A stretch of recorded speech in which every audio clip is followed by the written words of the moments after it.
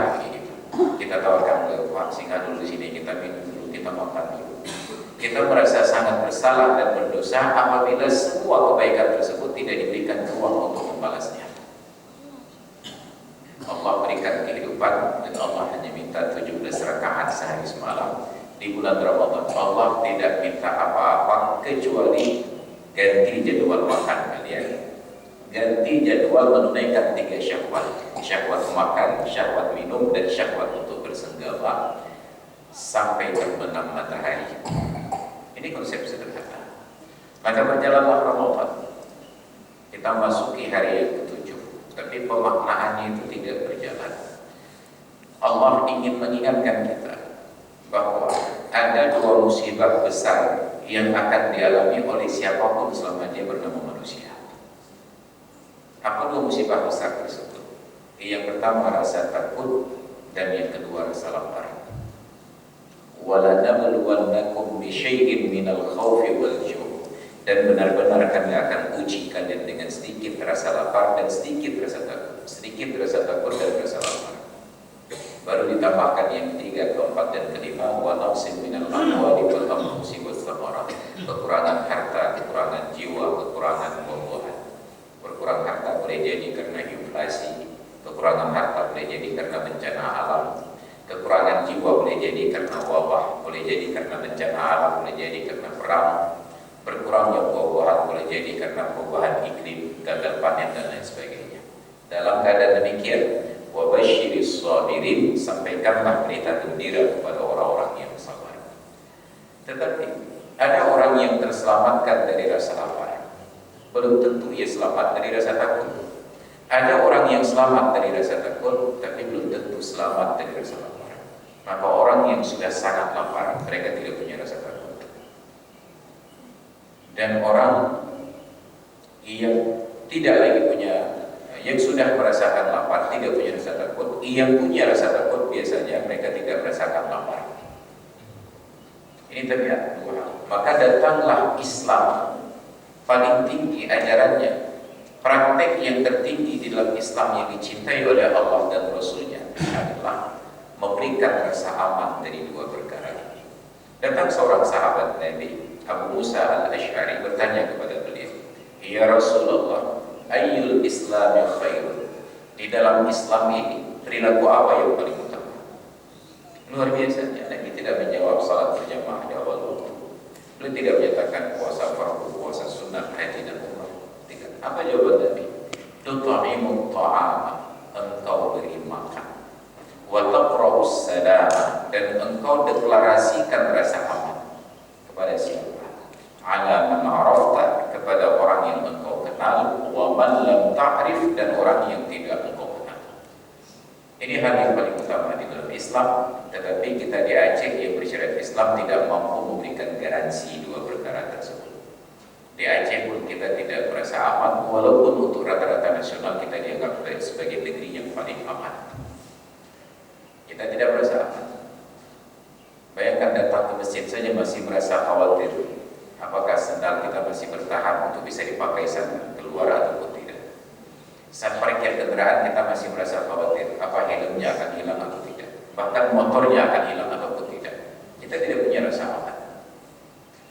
Oleh karena itu, saya kagum, dan beberapa kali saya sampaikan di dalam kajian, ketika saya hadir ke sebuah masjid di Kota Banda Aceh, di wilayah Kecamatan Utara. Begitu sampai, orang sedang sholat, posisi saya sebagai masmum, terlihat seorang anak muda, badannya tinggi besar, duduk di teras masjid mengamati sendal dan sepeda motor. Orang sedang sholat. Saat itu terbersit dalam hati saya, ya Allah, ini dulu daripada itu. Tapi apa yang terjadi? Sebelum imam salam, beliau bergabung di dalam saf jamaah. Beliau tetap menjaga sholat fardu berjamaah 5 waktu. Tapi sebelum masuk dalam jamaah, beliau duduk di teras masjid mengamati kendaraan yang parkir dan sendal jemaah yang lain. Setelah itu, dalam beberapa kali pertemuan baru saya sadar bahwa sebenarnya dari seluruh orang yang sholat di masjid tersebut, yang paling tinggi fadilah adalah beliau. Imam hanya menjalankan kewajibannya memimpin sholat. Orang lain berpikir tentang sholatnya pribadi-pribadi, tapi dia berpikir bagaimana orang yang datang sholat ini dan merasa tenang sholatnya karena kendaraannya diawasi. dan dia tetap salat berjamaah 5 waktu walaupun statusnya masbuk. Maka jangan hanya melihat fadilah ibadah dari satu sisi. Kita sekarang dibutakan dengan kacamata kuda, seolah-olah satu-satunya nilai dalam Islam ini hanya tentang salat berjamaah di awal waktu. Maka hampir semua ustaz berbicara, berapalah gajimu sampai engkau tinggalkan salat berjamaah di awal waktu. Ada kewajiban yang lain, memuliakan waktu. Ada kewajiban yang lain, memberi makan orang yang lapar. Sampai Nabi menyatakan, idza hadara al-'asha'u wal 'asha'u fabda'u bil 'asha'i.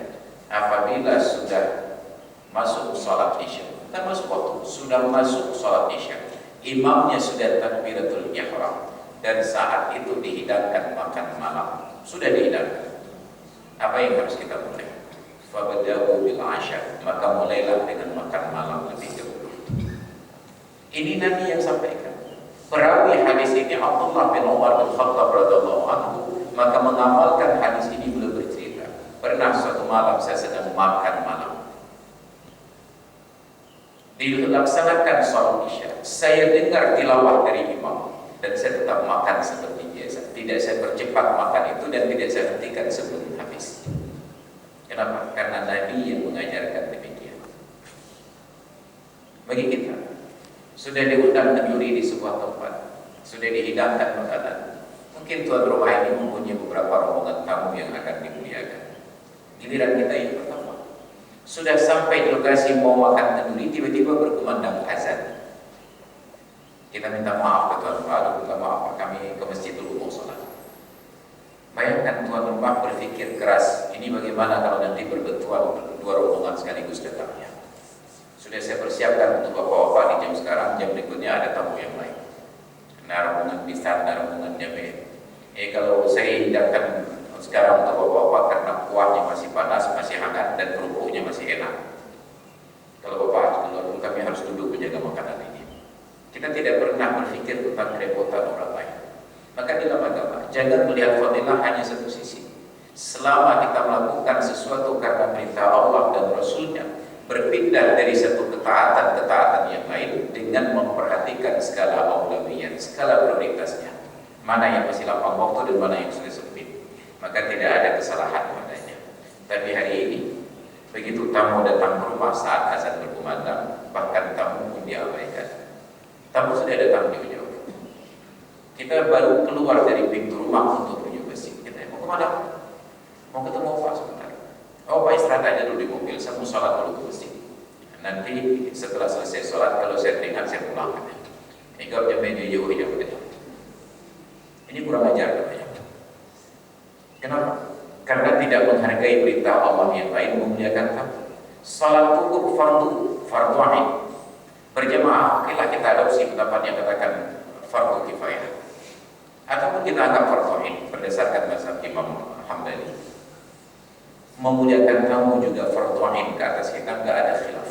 Karena tak mungkin tamu kita dimuliakan oleh orang lain. Tetapi waktu untuk salat Allah berikan sangat lama. Subuh yang paling singkat adalah waktu maghrib. Duhur dari jam 12.48 sampai dengan jam 15, jam 16.15. Waktu 25 lebih. Isya dari jam 8 malam sampai dengan terbit fajar. Diberikan waktu yang sangat lama. Kenapa? Yuridullahu bikumul yusra. Allah inginkan kemudahan untuk kalian. Wala yuridu bikumul usra, dan Allah tidak inginkan kesulitan. Kita bisa kalkulasi. Kamu ini datang dari jauh mau ketemu saya, paling-paling hajatnya hanya 5 menit, 10 menit selesai. Sedangkan sholat masih ada waktu sekitar 1 jam, 2 jam lagi. Selesaikan hak hamba Allah ini dulu, nanti saya akan menghadap Allah. Oh, Anda sudah dipanggil oleh Allah. Siapa yang panggil Anda? Tidak pernah Allah panggil Anda. Muazzin yang panggil Anda. Allah hanya ingin Anda sholat di dalam waktu. Maka selalu saya ulang-ulang penegasannya, Nabi kita Muhammad sallallahu alaihi wasallam bukan seorang yang disiplin sholat berjamaah di awal waktu, tapi beliau adalah seorang yang disiplin melaksanakan sholat fardu secara berjamaah, baik di awal waktu, di tengah waktu, di akhir waktu, bahkan setelah keluar waktu. Maka jangan sampai di akhirat nanti surga kita lebih tinggi daripada surga beliau karena kita lebih taat daripada beliau. Kenapa Nabi geser-geser? Memberikan contoh kemudahan kepada umat. Apa perlunya beliau mengeluarkan salat dari waktunya, padahal beliau tidak pernah tidur seperti lelapnya kita. Hati Nabi hendak tepit yang hati Nabi hendak tengah yang tepit dua mata. Wa qalbuhu lam yanam wal 'ainu qad na'asa. Kenapa bisa lewat salat subuh? Kenapa bisa melewatkan salat zuhur, asar, maghrib, berhenti di waktu Isya ketika perang selesai? Bukankah ada tuntunan salat di dalam perang, bahkan berjamaah di dalam perang? Kenapa tidak dipraktikkan? Beliau ingin ajarkan kepada umat ada kondisi-kondisi yang harus disesuaikan. Maka ketika ada kajian satu kali dengan kawan-kawan dari kedokteran hati, telinga, hidung, dan tenggorokan, persis beberapa saat sebelum berlaku PSBB saat COVID kemarin, Isra Mi'raj, kajiannya tentang waktu sholat. Mereka ini orang-orang yang terafiliasi kepada kajian yang mengharuskan sholat berjamaah di awal waktu. Saya tantang kawan-kawan dokter ini, bapak dan ibu dokter yang sedang tangani pasien dibedah di ruang operasi jantung. Jantungnya sudah dikeluarkan, dimasukkan ke dalam baskom dan dadanya terbelah, berkumandang azan. Anda sholat dulu atau selesaikan operasi. Jangan minta izin ke pasien, ibu istirahat dulu di sini, saya mau sholat dulu. Enggak, pada mereka mau kayak mendapatnya. Selesaikan tindakan operasi ini. Allah paham kenapa Anda telah sholat zuhur, tapi hamba Allah ini tidak paham kenapa Anda bermain-main dengan keselamatan nyawanya. Jangankan sekedar awal waktu, bahkan silahkan keluar waktu menyelamatkan nyawa manusia. Jangankan nyawa manusia, bahkan menyelamatkan nyawa binatang saja diberikan rukhsah untuk keluar dari sholat. Kita sedang sholat, tiba-tiba melihat ada anak kucing di tepi sumur mau tercebur. Kalau kita telat selamatkan, dia akan mati. Tidak berjalan kucing, apapun binatang yang oleh Islam dijaga keselamatannya. Batalkan sholat, selamatkan anak kucing. Tapi orang sekarang akan membuka berapalah harga anak kucing itu dibandingkan sholat berjamaah di awal waktu. Ini orang yang error bicara. Maka fikih itu bukan berdasarkan pemahaman kita. Fikih itu berdasarkan pemahaman para ahlinya. Maka agama ini bukan dihafal. May yuridillahu bihi khairan yufaqihu fid-din. Barang siapa yang Allah inginkan kebaikan padanya, Allah fahamkan agama, bukan Allah hafalkan agama. Maka fikih adalah pemahaman, bukan hafalan. Kita sekarang teks